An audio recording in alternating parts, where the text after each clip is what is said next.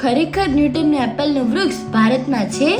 ચાલો જાણીએ. જિજ્ઞાસા અને કલ્પના વિજ્ઞાન માટે જરૂરી છે. જી હા, નમસ્કાર મિત્રો, સ્વાગત છે આપનો અમારી યુટ્યુબ ચેનલ સીધું પીવું ટોક્સમાં. ન્યૂટન એ ઇંગ્લેન્ડના પ્રસિદ્ધ ખગોળશાસ્ત્રી હતા. ઈસવીસન 1665માં ઇંગ્લેન્ડમાં પ્લેગની મહામારી દરમિયાન ન્યૂટન પોતાના વતન વુલ્સથોર્પ મનોર ખાતે ગયા હતા. એક દિવસ તેઓ એપલ વૃક્ષ નીચે બેઠા હતા.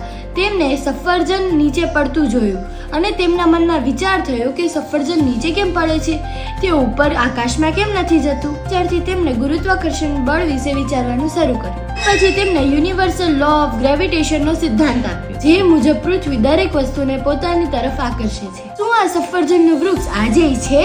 હા, તે ઐતિહાસિક વૃક્ષ વુલ્સથોર્પ મનોર ખાતે છે. તેને ન્યૂટન એપલ વૃક્ષ તરીકે ઓળખવામાં આવે છે. હા, આ વૃક્ષમાંથી કેટલીક કલમો લઈને દુનિયાભરની સંશોધન સંસ્થામાં મોકલવામાં આવી છે. એમાંની એક કલમ ભારતમાં પુણે શહેરમાં પણ છે. ઈસવીસન 1997માં ભારતીય મૂળના પ્રસિદ્ધ ખગોળશાસ્ત્રી ડોક્ટર જયંત નાર્લિકરે પુણેની યુનિવર્સિટી એસ્ટ્રોનોમી અને એસ્ટ્રોફિઝિક્સના પરિસરમાં ઉગાડ્યું હતું, જેને એક ફળ પણ આપ્યું હતું.